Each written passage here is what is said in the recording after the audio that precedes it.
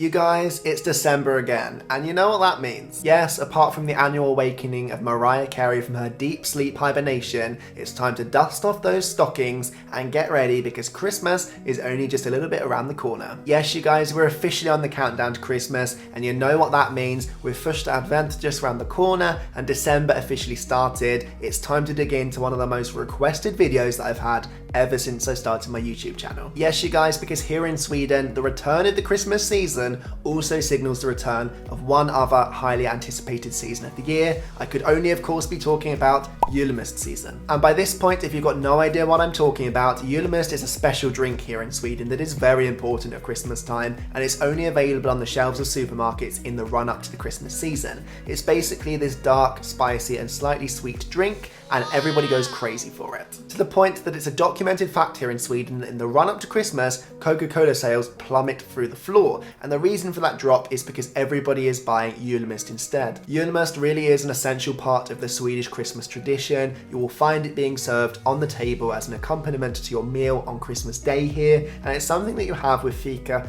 all the way throughout the Advent season. And if you think I'm overstating the importance of this must to the Swedish Christmas tradition, let me tell you what, you guys, those of you that follow me over on my Instagram account will know that this year I found Julmust in the stores near me for the first time back in October, and I snapped a picture of me trying my first Julmust of the year, and you guys quite rightly put me back in my place. You said it's too early to start this is a Christmas must, you've started too early, you don't start until the 1st of December. But thanks to you guys, I've learnt my lesson and I haven't offended your culture any further, don't you worry. I've waited until now to have my second Julmust of the season, and I'm really ready for one now. Problem is though, these days there are so many different brands of Julmust available on the shelves that as an expat like me, with only 3 years of experience of drinking the stuff, it's super hard to be able to sort the best from the rest. So I decided today we would just put them all to the test. Yes, you guys, that's right. Today you're going to be coming with me into town to find as many different types and varieties of Julmust as we can, and I'm going to be doing a taste test right here to find out once and for all what the ultimate Julmust is. And before we get started, I want to ask all of my Swedish viewers to jump down into the comment section and predict what's going to come out on top.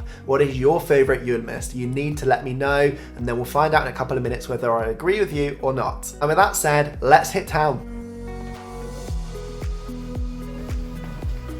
Okay guys, it's time to get this show on the road. I'm on my way into town as we speak to get some Julmust, but I thought some of you out there probably don't even know what this mysterious substance is. So as I go and find some, I'll give you a little bit of a background to how this all began. So Julmust comes from the Swedish word for Christmas, which is jul, and the word must, which means juice, but it's a special type of juice that we're talking about here, and it's the juice that comes from fruit that is eventually used in alcoholic products such as beer. And so Julmust was first actually invented, as the story goes at least, by a Swede who was studying in Germany. He was studying chemistry and stumbled upon this mystical recipe to make a non-alcoholic beer. And traditionally during the Swedish Christmas celebration, you'd have actually been having beer on your Christmas table with your Christmas meal. And the idea of Julmust was to provide a non-alcoholic alternative for that. But a fun fact, when it was actually first invented and brought back to Sweden, it really wasn't that popular because, as we all know by this point, Sweden has a little bit of a history when it comes to alcohol problems. And lots of people were drinking, liked their beers. I mean, I can relate as a Brit, and as a result that meant that sales weren't that good at all. But then in 1922 there was this new law that came into place, the rules changed, and that meant that then it was a lot harder to get your hands on alcohol, and as a result Julmust started to take off as a product, which in turn gives us the popular Christmas drink that is known and loved today every single year here in Sweden. So it's been a tradition now for almost 100 years, and for that reason the recipe is actually to this day very secretly guarded. There is a specific type of Julmust essence that you can buy, and it forms the basis of every single one of the Julmusts that you find out in the shops today. But today we'll find out which one is the best one. So let's get into town and get ourselves some Julmust.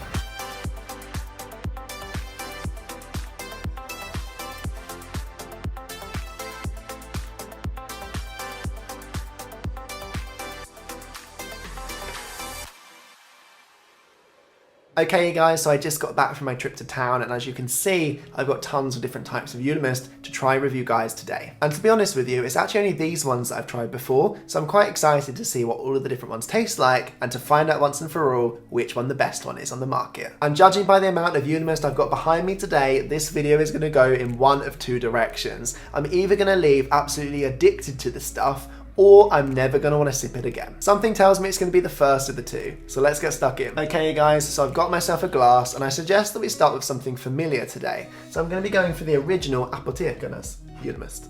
Okay, wish me luck. The only way we're going to find out what's going on in this glass is to drink it. Bottoms up.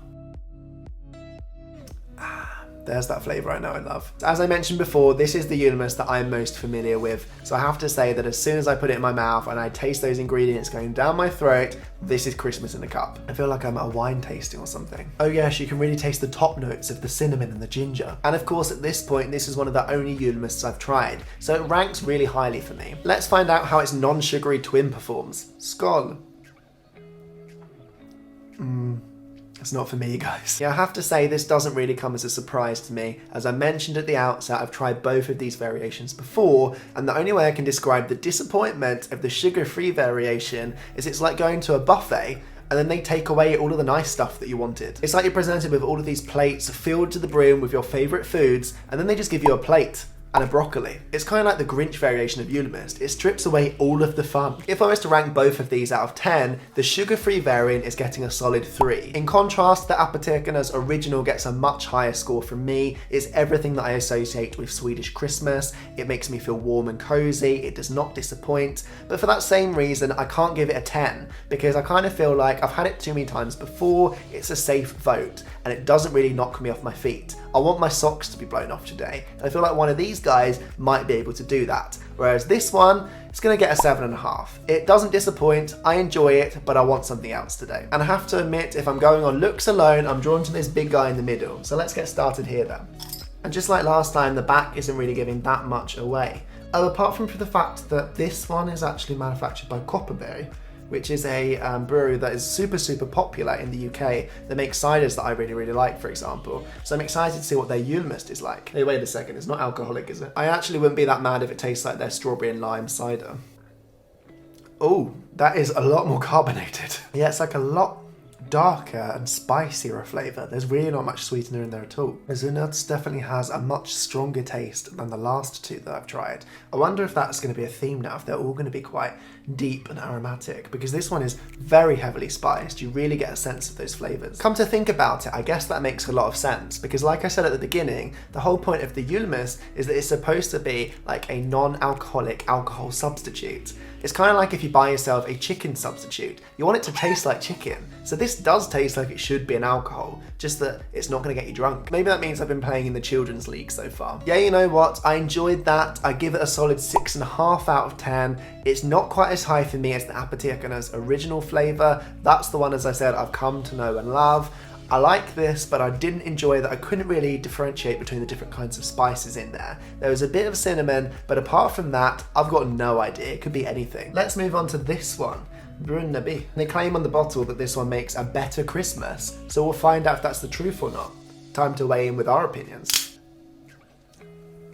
Okay, it's not as carbonated as the last one. I like the flavour. I would actually say flavour-wise, it's probably the best one that I've tasted so far. It's the right blend of like sweet and rich, and you get that kind of fruity undertone. I like it. I think I'm going to give Brunnaby Julmust a 7 out of 10. And as I said, actually flavour-wise, it deserves a lot more. It's just that smell that lets it down. They claim it's a better experience.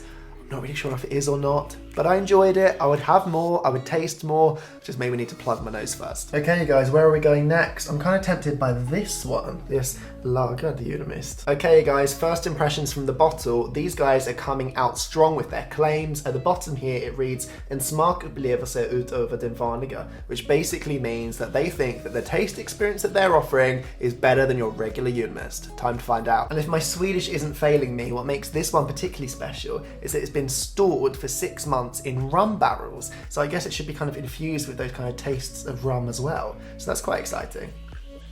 Yeah, it's a lot smokier in some way. Like, you really get the fact that it's been kind of prepared in a different way. And the aftertaste lasts a lot longer as well. Yeah, come to think about it, it even smells like rum, which is only going to add to the embarrassment if my translation was completely off, and rum has not been involved in this recipe at all. But it is really giving me that vibe, like even the colour looks a little bit darker in some ways. Yeah, you know what? I'm prepared to go out on a limb here and say that this one is my favourite one so far. I'm giving this an 8.5 out of 10. I'm leaving room because I feel like, you know, there's a few more left to try. Who knows, there could be something out there that's going to surprise me. But so far, I think this is the one that I'm going to be having on my julbord this Christmas. And now it's time for the penultimate taste test of the day. This one claims right off the bat to be the original Julmust, and I think this does mean the original recipe because it says down here that it was first prepared in 1910, which matches kind of the history story that we were talking about earlier. So I'm kind of excited to see how the drink was originally envisioned to taste. Okay, I like the smell of this one.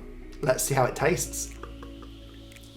Oh, I like that one. It's really, really nice. It's like the perfect level of carbonation, not as much as some of the others that we've tried today. And the smell and the aftertaste, it goes together so well. You know what? I think I would give this one a 9 out of 10. This is my favourite Julmust so far. But we still do have one left to try, and this one I've deliberately left till last because it's also made by Apothekernes, but it's a little bit different to everything else that we have tried today. It's actually called Julmust, so it's not actual Julmust in its original form. What this is that they got 3 parts Julmust to every 1 part alcohol-free Christmas beer. So this is going to be kind of like a different variation, a different twist on the traditional Julmust taste. And I know what you're thinking, as a Brit, he's bound to love it. Let's find out if you're right. Ooh, it really smells like beer as well. Okay. That was a little bit underwhelming. Yeah, I feel like the beer kind of overpowers the taste of the must. And it smells like a beer. So, I mean, if you're looking for a drink on Christmas Day to feel like you're actually drinking, but you need to drive afterwards, this might be the place to start. But as a Julmust, is underwhelming. Yeah, I would probably say that Julmust gets a 5 out of 10 from me, and that's probably a bit unfair because I am not comparing apples for apples. It's a totally different drink, but it's just not as exciting as the original Julmust flavours that I was looking for today. Which leaves us, you guys, with a clear winner.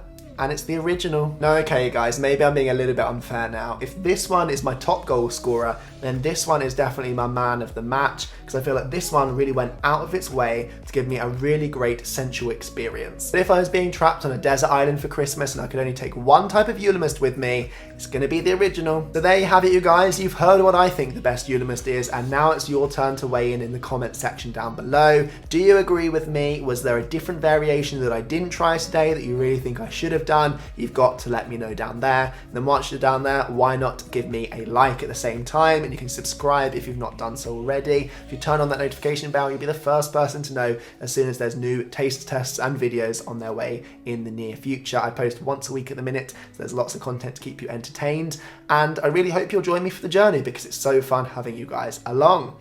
And that's all I've got time for today. So thanks so much for checking this one out. Hope you enjoyed it, and I'll see you guys again next week. But until then, have a great time whatever you're up to, drink lots of Julmust, and I'll see you guys soon. Bye bye.